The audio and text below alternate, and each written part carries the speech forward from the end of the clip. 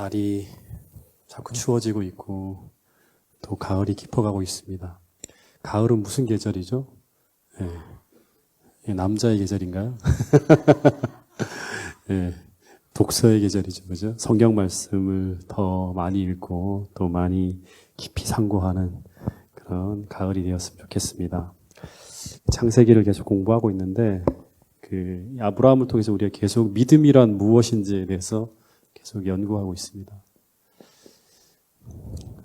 믿음은 무엇이다? 아브라함의 믿음의 첫 번째 모습은 무엇이다?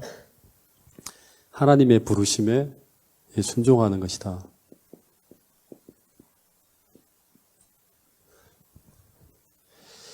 근데 이 믿음은 한 번의 순종이 아니에요. 그죠? 한 번은 다시 순종할 수 있잖아요. 이 믿음은 끊임없이 계속 순종하는 거예요. 근데 이 계속적인 순종이 쉽다, 쉽지 않다. 쉽지 않다고 하는 거예요. 왜냐하면 우리 삶에는 끊임없이 이 믿음의 순종을 멈추게 하는 믿음의 도전들이 있기 때문이에요.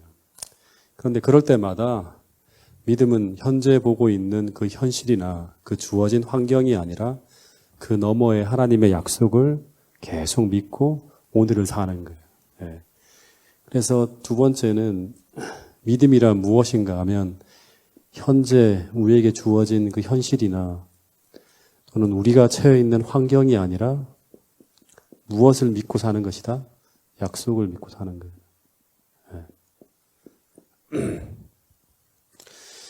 그렇게 믿음으로 사는 사람들을 하나님은 버려두지 않으시고 계속 돌보시고 축복하시며 믿음에서 더 큰 믿음으로 계속 인도하신다고 하는 거예요. 그리고 또 하나 이제 아브라함을 통해 우리가 배우는 게 뭔가 하면 믿음은 우리가 넘어지고 실수하고 그러는 과정을 통해서 하나님께서 우리에게 가르치시고자 하시는 그 교훈들을 배우게 해요. 그 믿음이 있는 사람들은 우리가 넘어지고 실수할 때마다 하나님께서 우리의 약점을 보게 하시고 그 순간에 하나님께서 우리에게 가르치고자 하는 그 교훈들을 배우게 한다고 하는 거예요. 지난 시간 이제 창세기 12장을 끝내고 14장 이야기를 조금 했는데요. 이 아브라함이 애굽에서 나올 때 거부가 되어 돌아옵니다. 그래서 양떼와 소떼가 크게 늘어났는데 문제는 뭔가 하면 그 목초지가 부족해서 아브라함과 롯의 목자들이 서로 같이 좋은 목초지를 이렇게 이제 공유할 수가 없는 그런 상황이 되었어요. 계속 다투는 거예요. 그래서 이제 분가해 살기로 결정을 하게 되는데 문제는 뭔가 하면 한 사람이 좋은 곳을 선택하면 다른 한 사람은 손해를 봐야 하는 문제가 생겼어요. 그런데 이런 문제를 우리는 어떻게 해결해야 되는가? 근데 대부분 우리는 이런 상황에서 어떻게 해결하려 할까요? 한 사람이 좋은 곳을 선택하면 다른 사람이 손해를 보아야 되는 그런 입장에 처했을 때 그때 우리는 어떻게 그런 상황에서 선택을 하죠? 당시에 롯은 어떤 사람이죠? 아브라함의 조카입니다. 그리고 애굽에서의 그 모든 은금과 육축도 어떻게 보면 삼촌인 아브라함으로 인해서 롯이 축복을 누리는 거예요. 그러면 당연히 우리라면 어떻게 하죠? 우리가 먼저 좋은 것을 택하는 거예요. 그죠? 그렇게 하지 않나요? 여러분들은? 안 그런가요? 왜냐하면 그것이 우리의 무엇이기 때문에 권리예요. 내가 당연히 누릴 수 있는 권리라고 하는 걸 이제 우리가 생각하잖아요. 그럼 권리를 끝까지 지키려고 하죠. 우선권. 근데 믿음은 하나님의 뜻을 이루기 위해 언제나 그 권리를 내려놓으라고 하는 거예요. 이 믿음이에요. 우리의 권리라고 하더라도. 이것을 뭐라고 하는가 하면 성경에서 많이 얘기하는 자기 희생이라고 하는 거예요. 스스로의 권리를 포기하는 거잖아요. 근데 이 원리가 무엇인가 하면 예수님의 십자가의 정신이에요. 하늘에서 그 온 우주를 통치하시는 그 하나님께서 자기 스스로의 권리를 포기하고 이 땅으로 내려오는 거예요. 희생의 자리로. 이 정신이 우리가 늘 보는 시대 서방에 보면 온 우주가 함께 공존하며 행복하게 살아가는 원리이자 온 우주가 보존되어지는 우주의 생명의 법칙이라고 하는 거예요. 자기 보존의 법칙 그리는 거예요. 이런 정신이 교회 안에 꽉 차거나 그 공동체 안에 꽉 차면 다툼이나 갈등이나 이런 것들이 생기지 않아요. 예. 그리고 이 원리가 그 삶에 놓여진 사람을 우리는 무슨 사람이라고 하는가 하면 이 법칙이 그 삶을 지배하는 사람을 가지고 믿음의 사람이라고 하는 거예요. 예.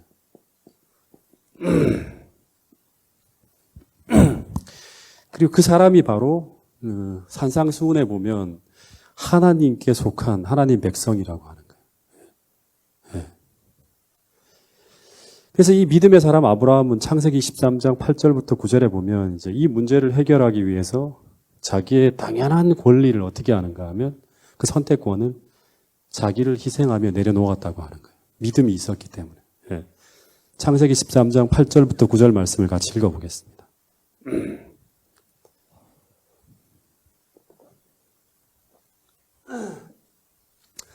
시작. 아브라함이 롯에게 이르되 우리는 한 친족이라 나나 너나 내 목자나 내 목자나 서로 다투게 하지 말자.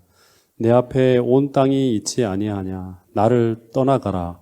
내가 좌하면 나는 우하고 내가 우하면 나는 좌하리라. 예. 근데 이런 자기 희생을 하는 믿음의 선택을 할 때마다 우리는 분명히 그 당시에는 세상적으로 큰 손해를 보는 것이 확실합니다. 예. 그 순간에는. 아브라함도 큰 손해를 봤죠. 예. 큰 목초지를 다 잃어버리니까. 그러나 하나님은 반드시 모든 것을 통해서 훨씬 더 나은 것으로 우리를 축복해 주실 것을 믿는 것. 예. 그게 바로 뭔가 하면 믿음이에요. 예. 믿음은, 그 믿음이 있는 사람은 언제나 우리로 하여금 용기 있게 희생의 자리에 서게 한다고 하는 거예요. 예. 아브라함처럼. 근데 이게 말은 쉽지만 실제 현장에서 이 믿음의 선택을 하는 게 엄청나게 어려워요. 예. 엄청나게 어려워요. 예. 왜냐하면 왜 그렇죠? 왜 이 믿음대로 사는 게 너무너무 힘들죠? 예. 이게 쉬우신 분이 있나요? 그러면 여기 나오셔서 이제 저 대신해서 가르쳐 주시면 돼요. 예. 이게 참 쉽지 않은 거예요. 왜냐하면 우리의 본성이 뭔가 하면 이기적이기 때문에 그래요. 예. 그래서 우리는 당장 현재 얻을 수 있는 그 이익을 우리가 포기하면 마치 영원한 손실을 볼 것만 같은 그런 생각을 갖게 하는 것이 바로 뭔가 하면 우리의 이기적인 본성이라고. 이걸 잃어버리면 영원히 손해를 볼 것 같아. 예. 그런 생각을 하는 거예요. 하나님이 이 모든 희생의 자리에 우리가 하는 것들을 하나님이 기억해 주신다는 이 믿음을 갖지 않으면 절대 우리는 쉽게 한 번 정도는 희생할 수 있지만 쉽게 희생하는 게 쉽지 않아요. 예. 그래서 많은 경우에 코앞에 있는 손실과 손해를 두려워해서 믿음을 발휘하지 못하고 우리의 이기적인 본성을 따라 선택하는 경우가 너무나 많다고 하는 것입니다. 그러다 보니까 믿음이 무엇인지 이렇게 저처럼 말로는 설명할 수 있는데 그렇게 살지 않으니까 우리가 믿음으로 살 때 경험하게 되는 그 하늘의 축복이 무엇인지는 정확히 모르는 거예요, 우리가. 왜냐, 그럼 그걸 받아본 적이 없기 때문에. 예. 그런데 믿음은 우리가 이렇게 선택하고 이렇게 살면 이렇게 축복을 받습니다라고 우리가 알고 사람들에게 말하는 것이 아니라 그렇게 살아가는 거예요. 예. 믿음으로 말미암아 사는 거잖아요. 그렇죠? 그래서 아브라함이 이렇게 롯과의 분쟁을 믿음으로 처리하면서 그가 가진 우선권을 내어주는 것은 이것은 정말 자기 권리를 희생하는 자기 희생이었고 이런 모본을 통해서 그가 우리에게 믿음에 대해서 가르쳐주고 있는 거예요. 그럼 이제 이 우선권을 롯이 받았잖아요. 이 롯도 무슨 사람이죠? 믿음의 사람이잖아요. 예. 근데 이제 롯이 이 상황에서 어떻게 반응하는지 한번 살펴보겠습니다. 10절, 11절 한번 읽어보겠습니다.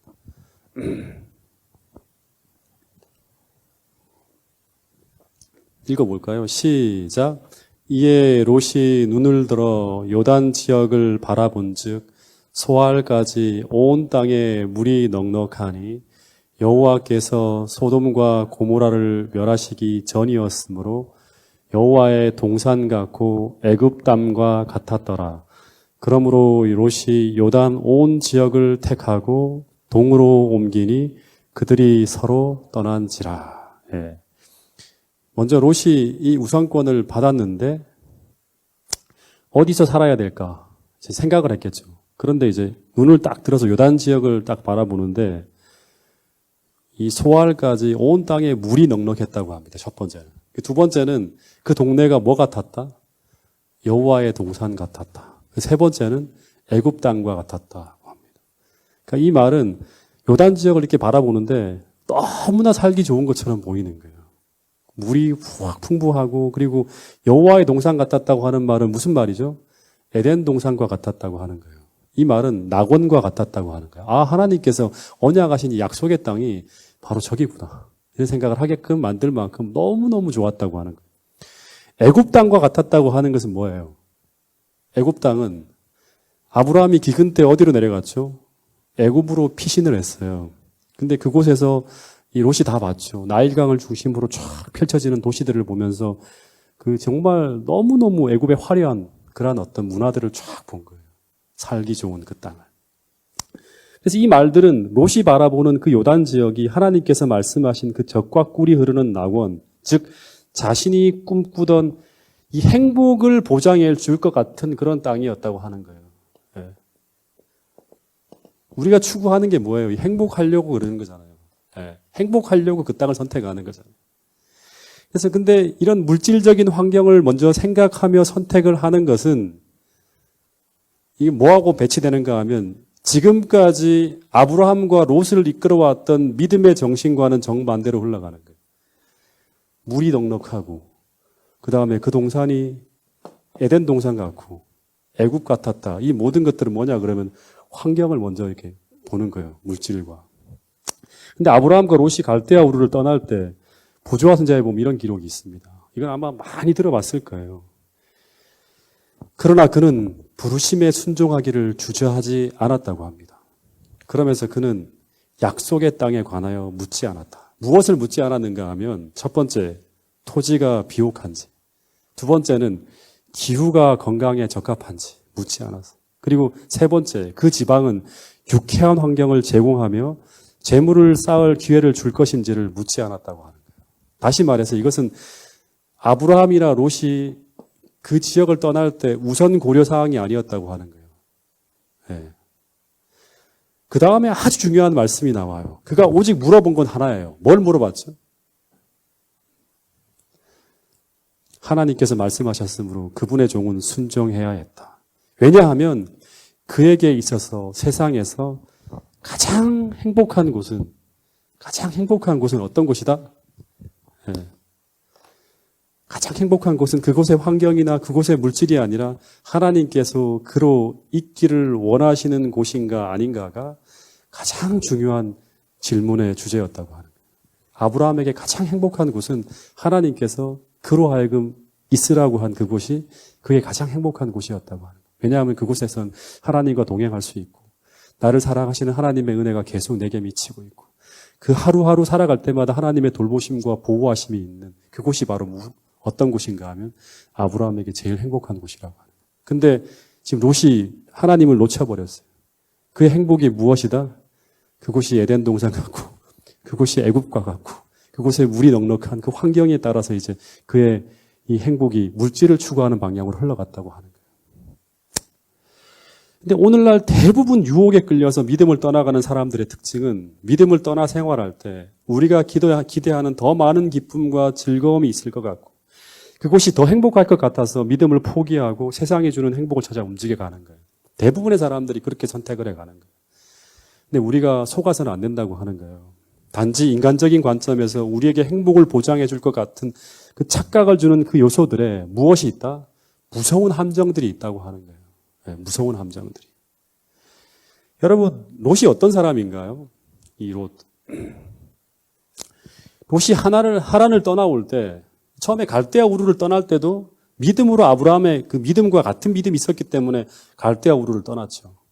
근데 이 롯이라는 사람은 엄청난 믿음을 가진 사람이에요. 하란을 떠날 때 두 번째 떠나오는 것이 하란이었잖아요. 하란을 떠나올 때 나홀과 그 식구들이 전부 다 이 하란의 풍요로움에 매료되어서 가나안이라는 목적지를 다 잃어버리고 포기하고 그곳에서 주저앉을 때 대부분의 사람들이 그곳에 남기로 선택할 때 그때 롯은 어떤 선택을 하게 되는가 하면 아브라함과 함께 믿음으로 그 풍요로운 하란을 이겨냈어요. 그 환경을 이겨냈어요.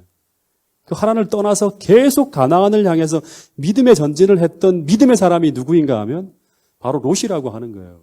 예. 다시 말해서 그때까지만 하더라도 그를 이끌고 있었던 것은 뭔가 하면 물질이 아니라 무엇이다? 믿음이었어요. 하나님이었다고 하는 거예요. 그런데 이렇게 믿음으로 살아온 사람이었는데 어디를 한번 갔다 오면서 애굽을 한번 쭉 갔다 와보니까 야, 이게 진짜 너무너무 화려한 거예요. 오늘날 우리도 그런 경우들이 많죠. 예. 그리고 문명의 화려함과 그 물질의 풍요로움을 쫙 보게 됩니다. 이게 다가 아니구나. 우리가 사는 게. 예. 그리고 난 다음에 요단 동편을 다시 쫙 바라보는데 너무나 아름다운 거예요. 세상이. 그래서 그 세속적인 아름다움에 매료되고 이끌리자. 진리의 아름다움에 이끌리는 게 아니라 그 세속적인 아름다움에 매료되고 이끌리자. 그는 지금까지의 믿음을 잠깐 포기하고 그러고 어떻게 하는가 하면 이기적이고 경솔한 선택을 하게 되었다고 합니다. 이기적이 경솔한 선택. 믿음의 선택이 아니었죠. 그러자 그리스도인이라면 당연히 나타나야 할 그의 은인인 아브라함에 대하여 감사하는 마음을 나타내지 않았고 부조한 자에 보면 나와요.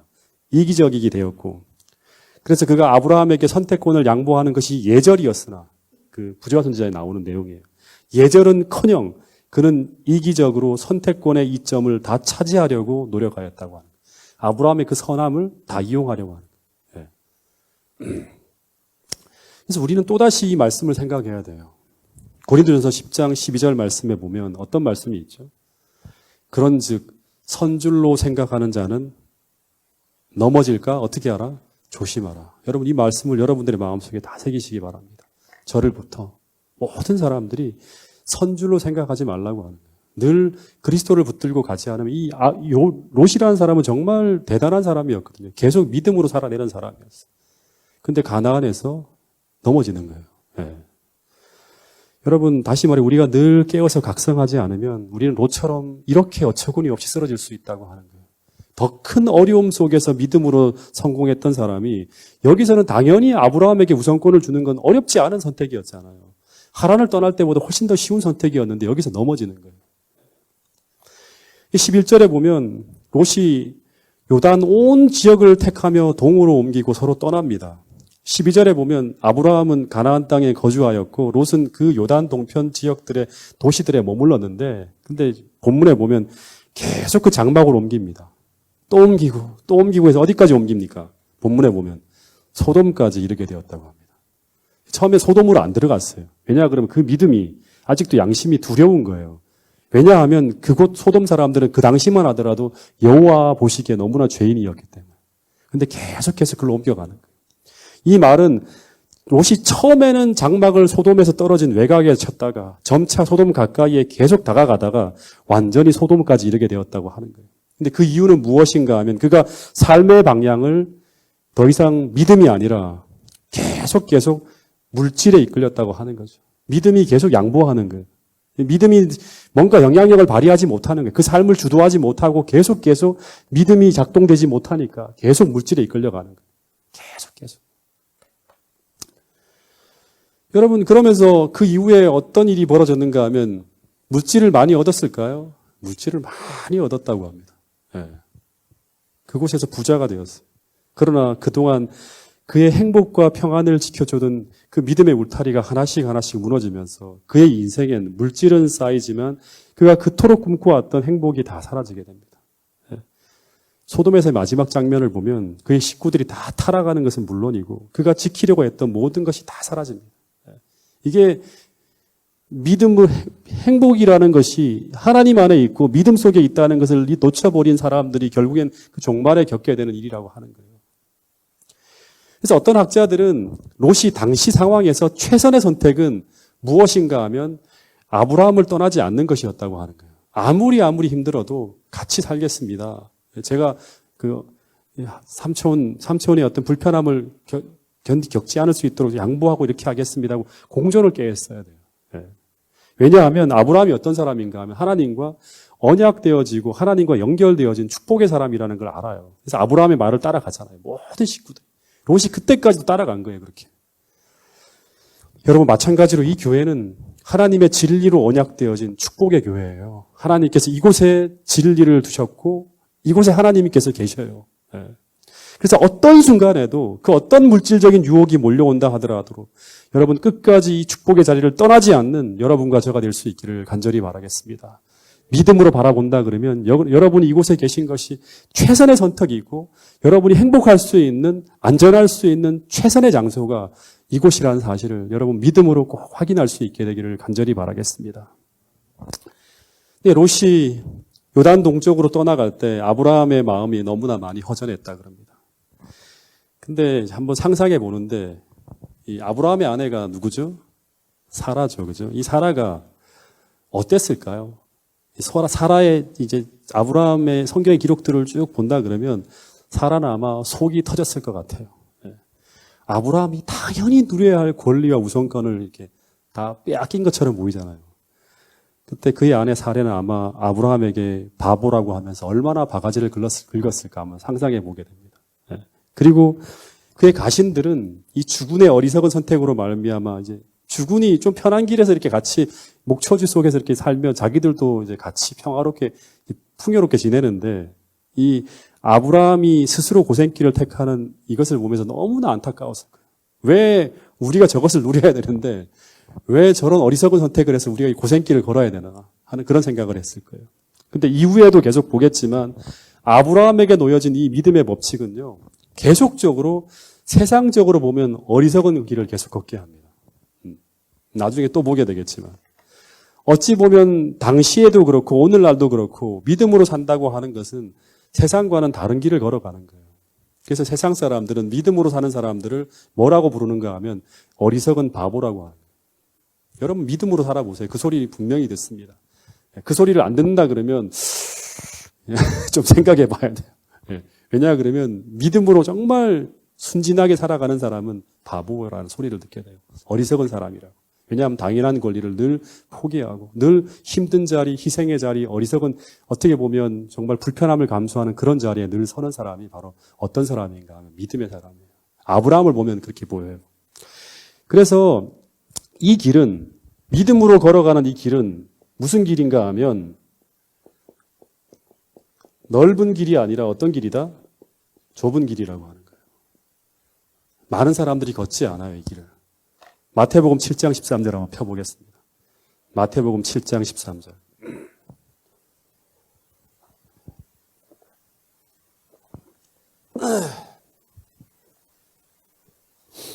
마태복음 7장 13절. 한번 읽어볼까요? 7장 13절 시작. 좁은 문으로 들어가라. 멸망으로 인도하는 문은 크고 그 길이 넓어 그리로 들어가는 자가 많고 생명으로 인도하는 문은 좁고 길이 협착하여 찾는 이가 적음이라. 이 말은 믿음의 길은 오늘날 많은 사람들이 쉽게 선택하며 편하게 걸어갈 수 있는 그런 길이 아니라고 하는 거예요. 그러니까 믿음이 있어야지만 갈 수 있는 길이에요. 그래서 이 믿음의 길은 세상 사람들이 걸어가려 하지 않는 길이에요. 이 길은. 때로는 사람들이 어리석다고 하고 바보라는 소리를 듣는, 그래서 그 길이 좁고 협착하여 찾는 이가 너무나 적은 그 길이 바로 어떤 길인가 하면 믿음의 길이라고 하는 거예요. 그래서 분명히 그 길에 우리가 두 가지를 확신해야 돼요. 이 길을 걸어갈 때 예수께서 함께 하시고, 왜냐 그럼 주님께서 걸어가라고 하신 길이고 내가 이 믿음의 길을 걸어가는 사람들과 함께 하신다고 하는 약속이 있기 때문에 내가 선택하는 이 길에 예수께서 함께 하시고 성령께서 도와주시고 함께 하시고, 그리고 그 길의 끝에 무엇이 있다? 하나님께서 말씀하신 축복이 있고 생명이 있다는 것을 보고 확신하는 자만이 걸어갈 수 있는 좁은 길이 바로 어떤 길인가 하면 아브라함이라는 사람이 걸어간 이 믿음의 길이라고 하는 거예요. 그래서 어쨌든 이런 믿음을 선택할 때, 믿음의 길이를 선택할 때 그 큰 손해를 보고 또 롯이라는 사람이 어떻게 보면 그거를 이용했잖아요. 아브라함의 그 선함을. 그죠? 그럴 때 아브라함의 마음이 어땠을까요? 아이고 잘했다. 이렇게 했을까요? 행복하지 않고 너무나 큰 허전한 마음이 있었대요. 네. 또 어떻게 보면 너무너무 괴로운 마음이 있었을 거예요. 근데 그때마다 어떤 일이 벌어졌죠? 아브라함의 믿음을 선택할 때마다 또다시 하나님께서 아브라함에게 나타나셔서 이런 이야기를 했다고 합니다. 창세기 13장 14절부터 18절 말씀을 같이 한번 읽어보겠습니다.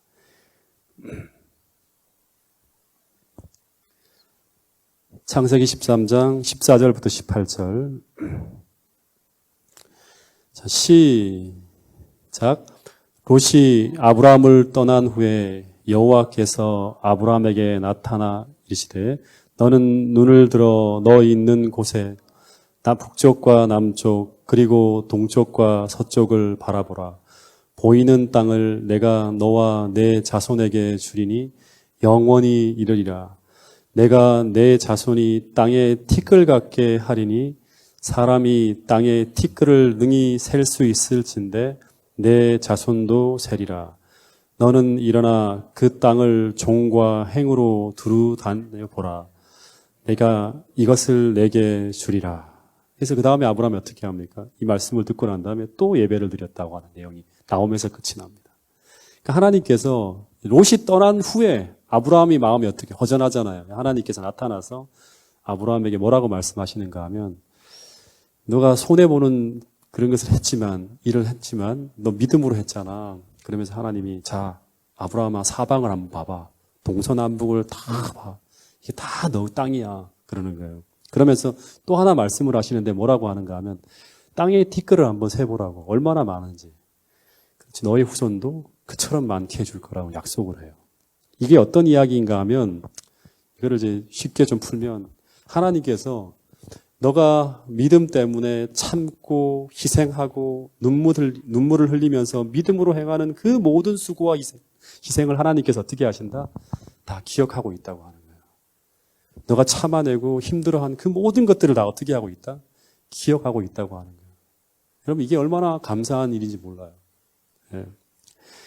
지금 아브라함이 이 조카 롯과 헤어짐으로 말미암아 큰 외로움이 있었고 그리고 갈대아 우르를 떠날 때는 대가족이 함께 했잖아요. 그죠? 근데 하란에서 아버지가 죽고 그리고 하란에서 그동안 동행했던 이 모든 가족들이 다 이별하는 거예요. 그리고 마지막까지 함께 걸어갔던 이 롯마저도 아브라함과 함께 가는 길을 동행하지 못하고 떠나가는 거예요. 굉장히 허전한 거예요. 믿음으로 가는데 계속 이 외로움이 더해지는 거예요. 그것도 이 롯이 자신이 받은 은혜에 대해 감사하는 마음을 전혀 갖지 않고 이기적으로 선택권을 이제 다 차지하는 그런 롯을 보면서 아브라함이 믿음으로 같이 성장한 게 아니라 이 어떻게 보면 형편없는 그러한 롯을 보면서 굉장히 안타깝고 실망했을지 몰라요. 근데 하나님은 이런 아브라함에게 제 같으면 당장 너 이런 희생을 했기 때문에 내가 큰 물질로 보상해 줄게 하면서 딱 이렇게 줄 것도 한데 그렇게 하지 않고 하나님은 눈앞에 작은 축복이 아니라 더 큰 그릇이 될 수 있도록 더 큰 그릇이 더 크게 인내하는 그러한 믿음의 이 그릇을 키우기 위해서 정말 복의 원천이 될 만큼 크게 아브라함을 키워나가게 하기 위해서 하나님은 아브라함의 품성을 더 키우시고 준비시키는 일에 더욱 치중하시는 모습을 볼 수 있습니다. 이게 하나님께서 우리에게도 그런 동일한 원리로 우리를 대하실 수 있어요. 그래서 하나님은 당장의 물질이 아니라 더 큰 비전을 보여주시면서 아브라함에게 더 성숙하고 더 믿음으로 준비되어질 것을 계속 가르치는 거예요. 그러니까 이거를 이해하지 못하면 우리는 자꾸 어떤 기복적인 신앙으로 흘러갈 수 있어요. 하나님이 주시는 복은 실제로는 품성을 성장시키는 거예요. 그렇죠? 믿음을 더 자라게 하는 거예요. 그래서 하나님이 아브라함에게 걱정하지 말고 눈을 들어 동서남북을 다 한번 보라고. 너와 내 자손이 다 차지할 거야. 미래. 너는 계속 내가 인도하는 대로 따라가라고 하는 거예요. 그래서 아브라함이 아직도 마음이 울적해서 잘 풀어지지 않는 것처럼 보이니까 아브라함아 정말이야 하면서 너는 땅을 종으로 한번 두루 다녀보라고. 그리고 횡으로도 한번 다녀보라고. 계속 한번 그 밟는 땅이 다 네 땅이 될 거야 하고 또 말씀하시는 거예요. 그러니까 아브라함이 어떻게 했을까요? 상상해 보겠지만 하나님 알았어요. 저 낙심하지 않았어요 하면서 거기서 여호와를 위해 제단을 탁 쌓고 예배를 드렸다고 합니다. 그래서 여러분 아브라함은 물질보다 언제나 무엇을 선택했다? 하나님과의 동행이에요.